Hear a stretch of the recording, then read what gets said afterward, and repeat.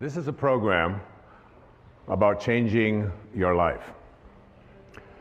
Not in the traditional way that we think of when we think about changing our lives. Usually that means changing your behaviors, retraining yourself, getting new habits, going out and trying them out and changing your life. This is about changing your thoughts, and then your life will change. Change your thoughts, change your life. It's the name of this program, it's the name of the book. It is something that I very, very strongly endorse, that we have within us the ability and the capacity through the way that we use our minds and the way that we process things and events to make our lives totally shift and change around. And I can tell you that it doesn't make any difference what age you are, whether you're a teenager watching this, or whether you're someone in your 60s, 70s, 80s, or anywhere along the way, you can make that change. And I'll tell you, it happened for me. 2 years ago, on the 10th of May, I turned 65. And the next day, on the 11th of May, I had a life-changing thing take place for me. I changed the way that I was thinking about who I am, about what kind of a man I am, about what kind of a person I intend to be for the rest of my life and where I'm going. And something began to resonate with me that I had to make a shift and make a change at the age of 65.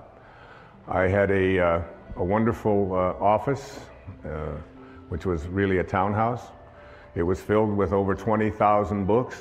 It was filled with clothing. It was filled with records of all kinds. It had pictures on the wall. I had awards that I had received over the years, and everything that I had accumulated, literally, in this physical world, had accumulated in that office. I turned the key and handed it to my manager, Maya, who's been with me for almost 30 years, and I said, I would like you to sell everything or distribute everything that's in there. Sell the townhouse, get rid of it. Take all the records, all the books. I got rid of my shoes. And I left it all behind and turned it over to her to get rid of everything. I detached myself from a lifetime of accumulations, and I moved full-time to a place over in the middle of the Pacific Ocean on one of our great islands called Maui. And in the next months, I began to get a lot of things coming to me about what my life was to unfold, things that I wasn't even expecting. And I think about this idea about what age you are and whether or not changes and shifts can be made, and how difficult so many people attribute this to. They say, that's an impossibility. I couldn't possibly do that. I'm so attached to all of these things. Or I'm too old. I've been living in the same place too long, whatever it might be. Right here in this audience is one of the women that I revere. I think more than any other woman I can think of in the professional world. At the age of 60, she changed her thoughts, and her life changed dramatically. She started a publishing company called Hay House, which is one of the world's largest publishers of spiritual and higher consciousness materials. She wrote a book called You Can Heal Your Life. She's here today. Her name is Louise Hay. Louise, would you stand up and be acknowledged?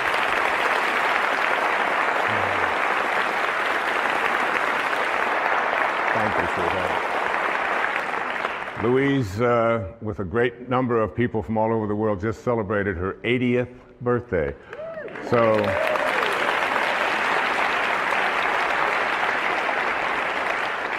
I should look so good even at 60, all right? And I'm just so deeply honored that you're here, dear. Thank you. What happened for me in the next few months was absolutely life-changing. I had a friend tell me who was severely addicted to all kinds of drugs and alcohol, who was basically very close to death. He refused all kinds of treatment. He wouldn't go through the programs and so on. But he read a book, and the book was called the Tao Te Ching. The Tao Te Ching. T-A-O-T-E-C-H Tao Te Ching. Tao in ancient Chinese means the way, the great way. Te is the term that means the application of or the virtue of. And Ching in ancient Chinese means book.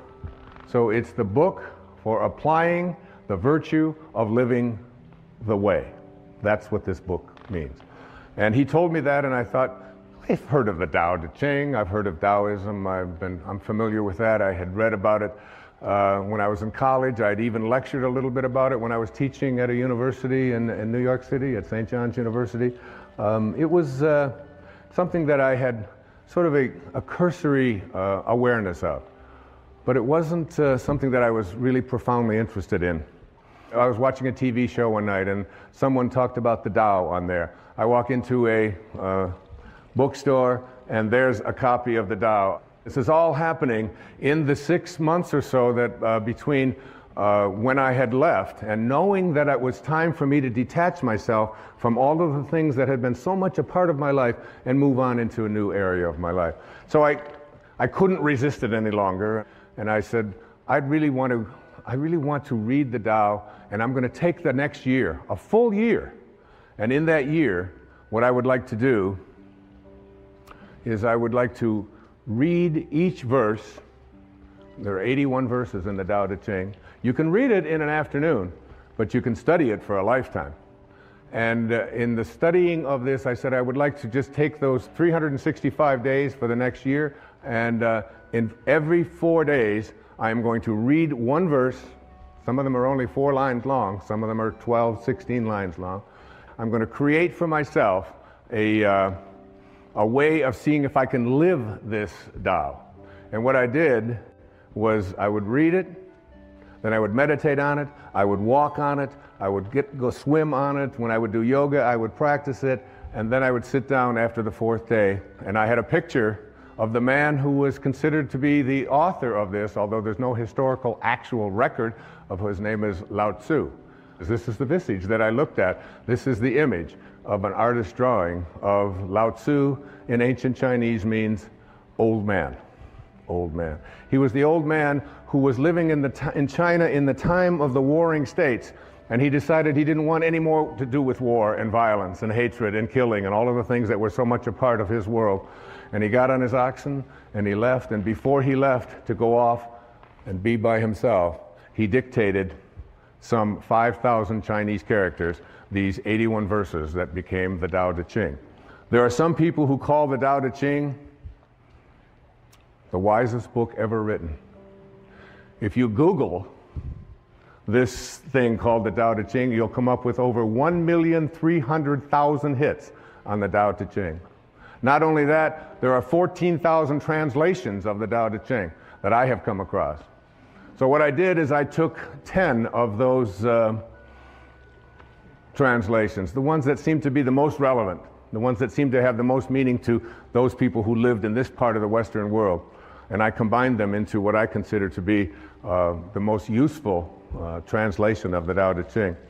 And each morning I would get up and I would look at this picture and I would ask, what is it that you would say to the people who are living now at this time, given the conditions that we have in our life right here? What is it you would do? Many people call this a manual for achieving a way of life that literally guarantees integrity, joy, peace, and balance in our life. Now, there was a man who was a contemporary of Lao Tzu. His name was Confucius. He was many years younger than Lao Tzu, but he kept hearing about this old man who had all of this great wisdom. And one day, he decided that he was going to go, legend says, and visit Lao Tzu. And he spent a full day listening to this man, because Confucius was someone in China who was trying to lay down all the rules of etiquette and how to conduct yourself and trying to dictate to the people what they should be. Lao Tzu had nothing to do with any of that. And when he went to see Lao Tzu, he came back and he talked to all of his people. And this is what he said. He said, of birds, I know they have wings to fly with. Of fish, that they have fins to swim with. Of wild beasts, that they have feet to run with. For feet, there are traps. For fins, there are nets. For wings, arrows. But who knows how dragons surmount wind and cloud into heaven? This day I have seen Lao Tzu, and he is a dragon. And there he is, a dragon. And a dragon in ancient Chinese was a picture of someone or something that was so mysterious and so difficult to comprehend because it could always be something else. There was a great teacher who came many years after that. His name was Rumi, who was Jalaluddin Rumi, who was a great poet, a Persian poet in the 14th century. And he had a line. He said, "The day that you were born, a ladder was set up to help you to escape from this world." I believe that the Tao Te Ching and this thing that I have done, this change your thoughts, change your life effort that I spent 1 full year on every single day, doing exactly what I just said, is a ladder that will help you to return. In the Tao, there's a very famous line. The 40th verse of the Tao says, "Returning is the motion of the Tao." Returning is the motion of the Tao. So that all of us came from a divine spiritual essence, invisible. Everything in the world of form emanated from something that is formless. There was a split second when you went from non-being to being. And what Lao Tzu was trying to teach was to be able to return to that place from which you came and live your life from the spiritual perspective and become a God-realized being. Another great poet, T.S. Eliot, once said, "We shall not cease from exploration. And at the end of all of our exploring will be to arrive where we started and to know the place for the first time." For the first time. What I'm asking you to do, and what Lao Tzu seemed to be saying, was learn to die while you're alive, because you will ultimately return.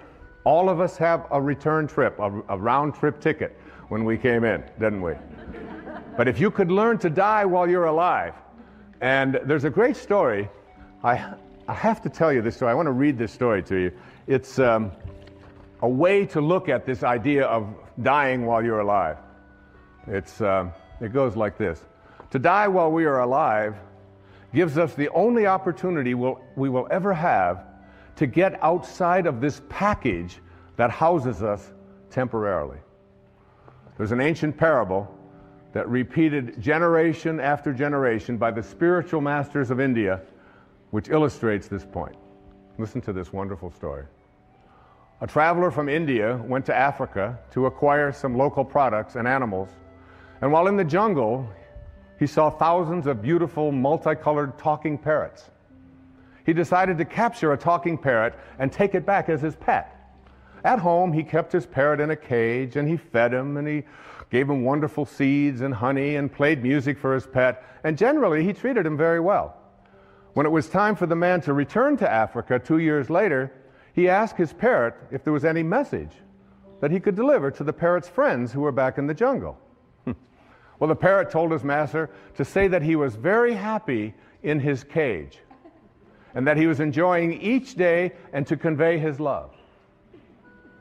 Well, when the traveler arrived back in Africa, he delivered the message to the parrots back in the jungle.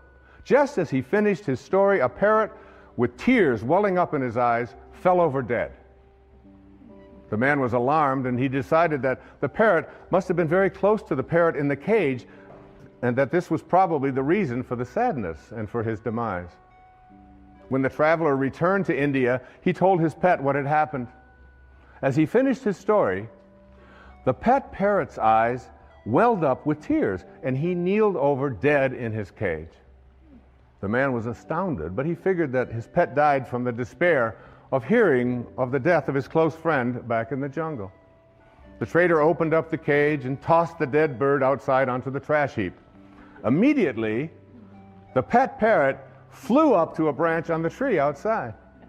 The trader said to him, "So you're not dead after all. Why did you do that? You tricked me." And the parrot responded, "Because that bird back in Africa sent me a very important message." What was the message? The trader wanted to know. He told me that if you want to escape from your cage, you must die while you're alive. We must indeed die while we are alive in order to be able to look back at our waking consciousness and see ourselves trapped in our cage, which in our case is our body. And then we will see how unnecessary it is to remain caged. Isn't that a great story? I love that story. Yeah, you can applaud. What I encourage you to do is to create for yourself a sacred space. And in this sacred space, I would like you to place everything that has energy value to you. Photographs. I have this photograph that I looked at every day for 1 year and began to talk to after a while. It's a little weird, but you begin to get this idea. And those of you who wonder why I am wearing no shoes, I'd like you to know that where I live, you never walk into a sacred space with your shoes on. It would be considered dishonorable to do so. And to me, this stage, this setting, this beautiful place, and this beautiful symbol is a sacred, sacred space. I live without shoes. I heard it said once that if you wear shoes everywhere you go, the whole earth will feel like leather. And it's nice to feel what the earth feels like and to feel that naturalness. So in that sacred space, you will feel the energy of the photographs, of any mementos that you have, of pictures of your children, of drawings, of statues, of anything at all that you can think of. I have a beautiful sacred space, and it calls me. And as it calls me, when I go into that place that is so profoundly sacred to me, the most beautiful things begin to happen for me, particularly in the middle of the night when no one else is up, and I feel closest to God, and I feel closest to this beautiful old man who sent so many important messages to me through his Tao Te Ching and in my meditations to help me to create this program, Change Your Thoughts, Change Your Life, Living the Wisdom of the Tao. What I would like to do now is to look at some of the key thoughts that I would like you to think about and consider changing as you become a person who becomes more God-realized. That is, someone who has died but stayed alive and returned and went back on that return trip. The first of these thoughts to change is to change the idea that I can't trust in my own nature to I trust in my own nature. Did it ever occur to you that you have a nature? That nature is so profound and is always calling you. You know it. No one else can know it. No one else can impose it on you. No one else can tell you what it is that you feel in here that you know is why you're here and what you're doing here. There's no one else can explain that or explore that with you. You can't share it. Everything in the universe has a nature. Your dog has a nature. A crocodile has a nature. A duck has a nature. A crow has a nature. Everything has its nature. Everything has a dharma, including you. But what we've learned and we've grown up to believe is that I can't trust in that nature. My nature, to trust in your nature, to know that you came from a divine place of well-being and to trust in it. Listen to this, verse 38 of the Tao, a few lines. The great master follows his own nature and not the trappings of life. A truly good man is not aware of his goodness and is therefore good. Think about yourself.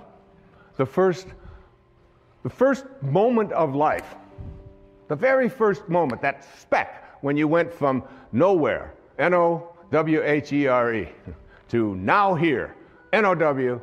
H-E-R-E, from nowhere to now here. Same thing, just a little question of spacing, just a little different spacing, all right? So you went from nowhere, now you're in now here, and where do you think you're going? Nowhere. Right? Back to nowhere. Who out there watching, who in this audience isn't going back to nowhere? That's where we're all headed, back to nowhere. So in that split second, then you lived inside your mother's womb for 9 months. And in that 9-month period of time, you trusted your nature. You didn't have a sonogram and say, oh my God, I don't have a nose. This is very scary. What if it doesn't show up on time? Or you didn't do any of that. You trusted completely in your own nature, right? And so did your mother. There's very little that you can do, because what you were to become, everything that this physical body needed, was all handled in there. And also, beyond what was needed for your physical world, and what Lao Tzu called the world of the 10,000 things. The 10,000 things. There's 10 zillion things, obviously, in the physical world, but that's how he named it, the world of the 10,000 things. And in that world of the 10,000 things, everything returns back to its source. But while you're in that place, and why wouldn't you believe, even maybe for a second, that not only was my physiology all handled for me, but everything else that I needed, if I could just stop interfering with it and stop other people from doing it, that everything I needed. And that's a big part of understanding change your thoughts, change your life. It's a big part of that. The idea that I have a nature that I can trust, not something that I have to be afraid of, and I can stop letting other people interfere with it as well. So what happens? We go through those 9 months, totally uninterrupted. We have no questions. Everything works out. And then what? We say the very first thing, we pop out after 9 months, we'll take over from here. That was good work. Nice work, God. Thank you very much. And so what we'll do is just sort of edge you out of here, you know. So we edge God out. We take on an ego, E-G-O. And we edge out and we say, we'll take over. And we have an ego, and this ego, what this ego does is it takes on a set of beliefs.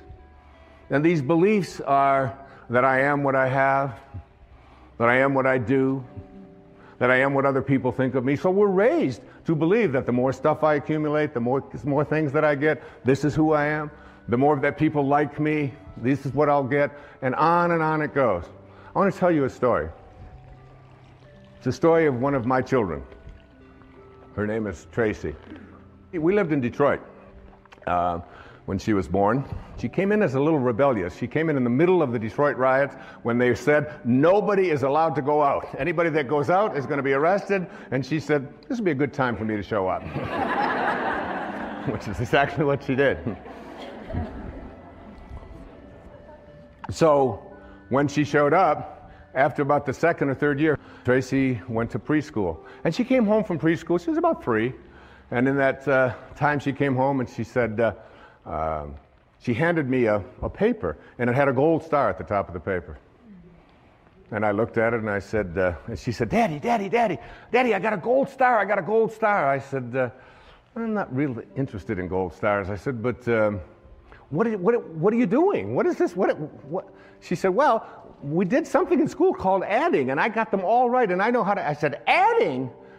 I can't believe, you're 3. You can't learn to add when you're 3. And I went through this whole long thing about adding and how terrific it was, and she kept saying, Daddy, the gold star, excuse me, but I was the only one in the class that got a gold star. I got them all right. I said, you know, Tracy, I said, honey, I said, some people just need to have gold stars, and teachers sort of like to give it out and make that the reason why you're doing something, I said, and set you apart from everybody else. I said, but your dad doesn't really care much about that and how you stack up with others, and they're going to be, I'm more interested in what you're learning. And she said, okay, she was used to that. She had a weird daddy, and she knew that. So about another month or so, she came home with a paper that had looked like it had a gold star on it, but it had obviously been taken off. Her little thumbprints were all over, but there was a place that had been a gold star. It was taken off. And I said, what's this? Oh, she said, we're now doing subtraction. And I said, subtraction? That's amazing. And I took over by her dresser. I said, you know that money you've got in your piggy bank? I put it in my pocket. I said, that's called subtraction. Isn't that great? And she said, give me that money back. And we talked about subtraction. Finally, I couldn't take it anymore. I said, honey, what happened? What was this? What was here at the paper? And she said, that. She said, the teacher gave me one of those gold stars. I said, really? I said, well, what happened to it? Oh, she said, I took it off. I said, well, what'd you do with it? She said, I gave it back to her. I said, well, what did you tell her? She said, oh, I told her to give it to someone who needs that sort of thing. True story. Yeah. And there she is. She's standing right here. She's going to be 40 this year, my daughter Tracy. So, what we have to do is learn how to take this ego of ours, this part of us that believes that who we are is what we have and what we do and what other people think of us. But remember, if you grow up believing that you are what you do, then when you don't, you aren't. And if you believe that you are what you have, when it's gone, you aren't. And if you believe that you are what other people think of you, your reputation, which we raise people to believe, I have to be concerned with what other people think of me. Take this ego and retrain it.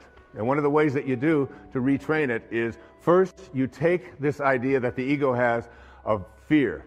What are you afraid of? Anybody out there, what are you afraid of?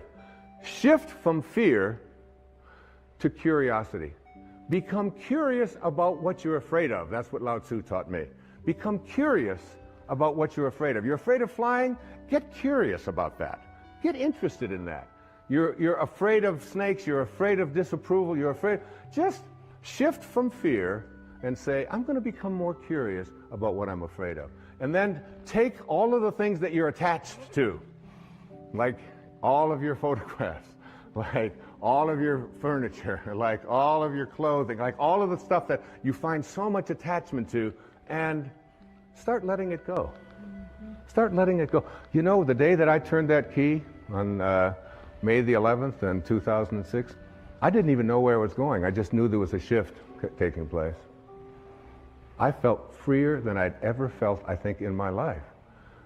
In my mid-60s, out there on a whole new adventure. And here we are talking about it on national television, on PBS. Take that idea that you have to be attached to things and know that you came in with nothing, with no thing. And you're going to leave with nothing, with no thing.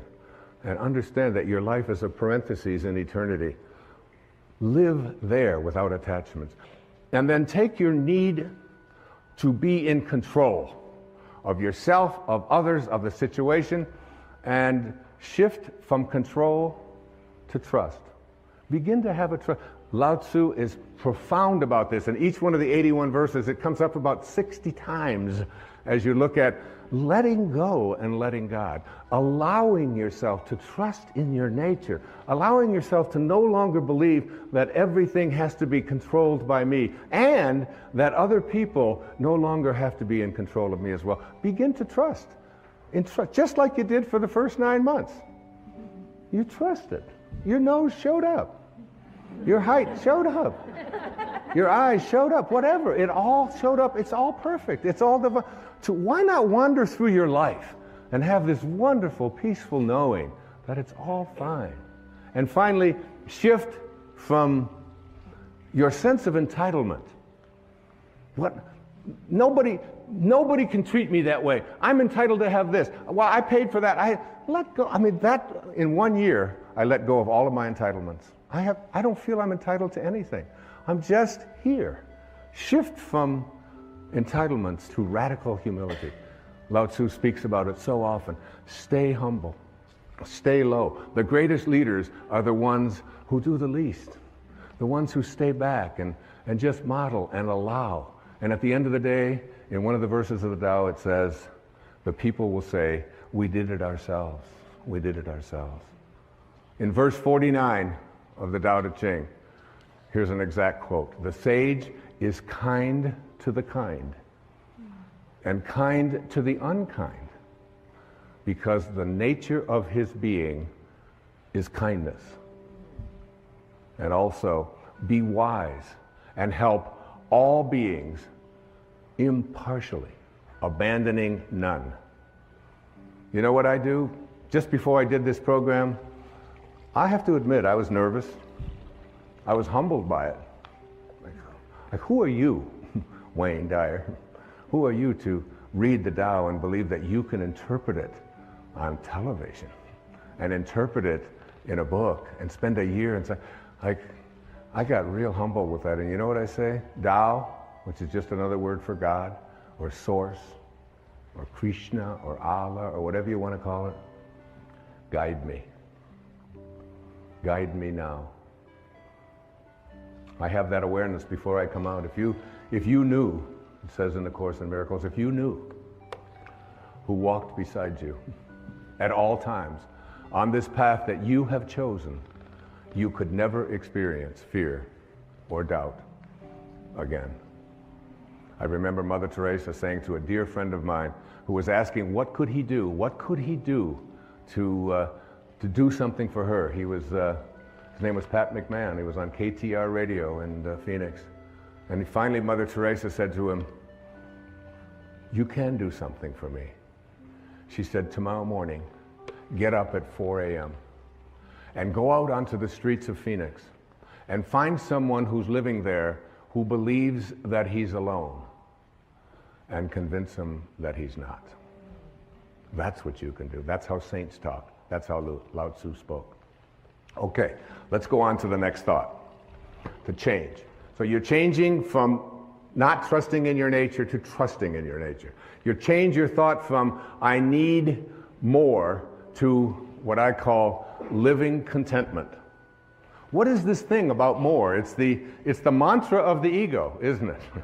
I have to have more. I have to collect more stuff. I have to have more friends. I have to have more money. It's more, more, more, more, more. When where you came from nowhere. You don't need anything. It's a continuous bombardment that we are all exposed to in this whole world of believing that we have to have more. It's one of the reasons why I love public television so much. You don't see ads on PBS. You don't have to be constantly exposed to the idea that you have to have more and you have to get more, and if you don't have this, then you're not complete, and so on. So we get bombarded with this idea of attracting more. And Lao Tzu says, live contentment. Live in a state of being contented. Here's verse 81, the last verse of the Tao Te Ching, my favorite translation of it, and I put it right into the book. Sages do not accumulate anything, but give everything to others. Having more, the more they give. It's a great lesson. My son Sands, who's, we're very, very close. We just spent a couple of months together over in Maui, just being together, just being. It was a divine time. And he came home with, it was last summer, he came home with 4 t-shirts that he loved. And I said, well, honey, which one do you like the best? He said, well, that one over there, that blue one, it's got the writing and it's got the drawing and it's got a surfer and it's got, I said, that's great. I said, I'd like to have that one. He said, no, Dad, that's my favorite. That's the one I like the best. I said, I know. I said, that's the one. Would you mind if I had that one? He said, I would mind a lot if you had that one. He said, maybe you can have one. I'm not so crazy about this one over here. I said, so you're going to give me something you don't like? I said, that's the one. I love that because we have the same taste. Could I have that one? He said, Dad, you're crazy. He said, you can't have my favorite t-shirt. I said, well, I want you to think about that. I want you to think about detaching and letting go and not needing to have more. And he's heard me talk about this stuff his entire life. So finally, he just, I went in and I tried it on and I said, this thing looks so great. Looking in the mirror, thinking, he said, Dad, that really is mine. I said, yeah. I said, but you're going to give it to me. He said, no. I said, yeah, well, just think about it, because I'm your dad, and I'd really like to have this. And so he reluctantly parted with it. And so that evening, I was still wearing the shirt, and he looked at me and he said, oh, that's my shirt. I said, Sands, I said, you gave me the shirt.